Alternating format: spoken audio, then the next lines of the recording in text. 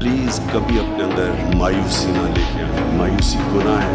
مایوسی کا مطلب آپ میں اللہ میں ایمان ختم ہو گیا. میں اپنی قوم کو یہ کہتا ہوں اونچ نیچ تو اللہ کی طرف سے آتی ہے. اس کا تو قرآن میں وہ کہتے ہیں کہ میں انسان کو مشکل وقت سے